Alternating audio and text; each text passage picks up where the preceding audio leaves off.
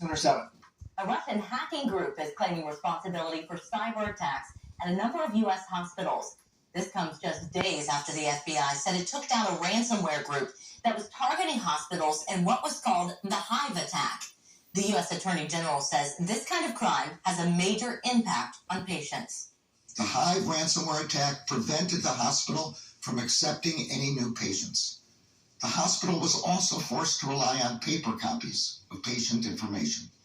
The FBI says businesses and groups need to report cyber attacks, but only about 20% do because they're afraid of getting hit again. Ready to roar. Sponsored by Joseph Airport Toyota Hyundai. Hey, see right here, we had a crew in Cincinnati early this morning when fans welcomed the team home from Kansas City. You want to give the support to your team. They won 10 games in a row. I mean, any other team doing that, like, it's phenomenal just to see what they've done and accomplished. Like, it's a blessing to be a Bengals fan. I'll sit out here and freeze all day, every day, just to see these guys. Yeah, my Denver Broncos haven't won 10 games in 2 years. Probably going to be the same next year as well for the Broncos. Fans told us they're already ready, looking forward to next season. And talking with FanDuel Sportsbook, it told WHIO-TV tonight Ohioans bet tens of millions of dollars yesterday. FanDuel operates mobile sports betting in 18 states. It told us Ohio was its second biggest state in terms of the number of customers and money wagered. We also asked how legal sports betting in Ohio has impacted business.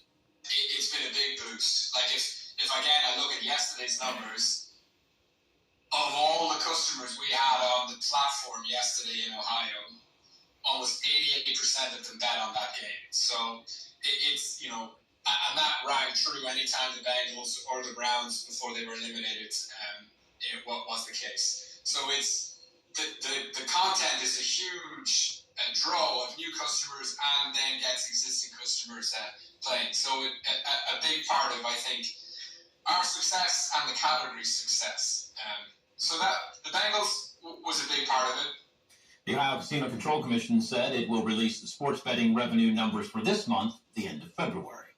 I know it's still hard for lots of Bengals fans to hear the words Chiefs and Eagles in the same sentence, but that's the reality, folks. Now, these are the last two teams standing, and only one can win the Super Bowl February 12th. And now, your Storm Center 7 forecast with meteorologist Austin Chaney. We were talking a little bit ago, and you said that we have someone new watching tonight. Yes. So I was at store today, and I had this woman that recognized who I was. She knows everybody here at WHIO-TV Tonight and Channel 7. Woman next to her is like, who's this dude?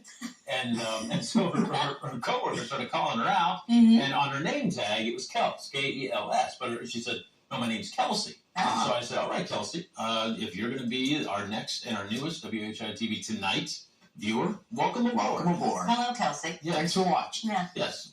First time. Never forget your first time. She's going to be here for many, many For all the rest of the WHIO TV. Tonight. There you go.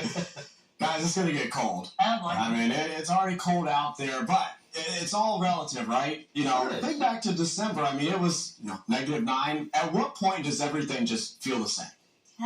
I don't know. I'm at about -15. -15? That's right. Yeah. See, prior to that, I thought, everything under 15 feels about the same. But then that cold came in. I was like, whoa.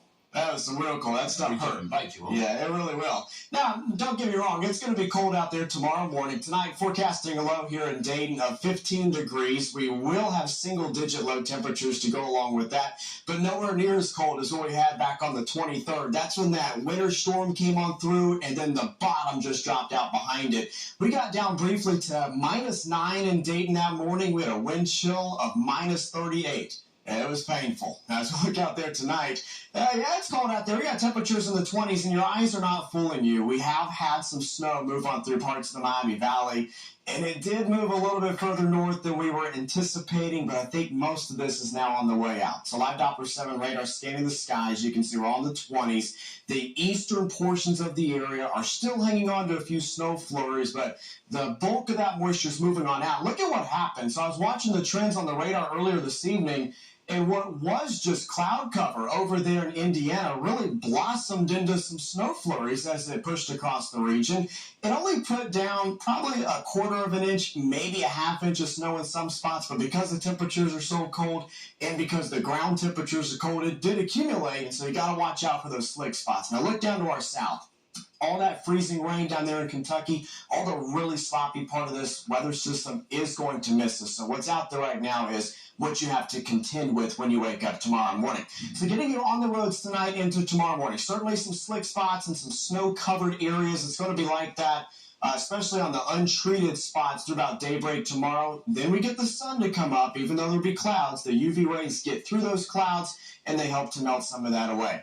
So out the door tomorrow morning, main thing you need, yeah, those layers. 15 degrees, single-digit wind chills. The layers will help you stay warmer tomorrow.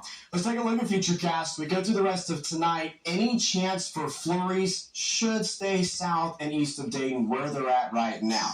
So that's what I'm forecasting through tonight. Dry by tomorrow morning, 7 a.m. The further north you live, you could even see a few breaks in the clouds and some sun early in the day. Then I think more cloud cover comes back by the end of the day, and we may squeeze out a snow flurry by tomorrow evening, but the chance in any one given spot is about 20%. Main story tomorrow is just the cold. We start out with actual temperatures in the teens. We only get to about 28 degrees here in Dayton, and then, of course, it'll feel colder than that. Warmest part of the day tomorrow, and we still feel like the teens out there. So layers, layers, layers. That'll be the best thing you can do tomorrow.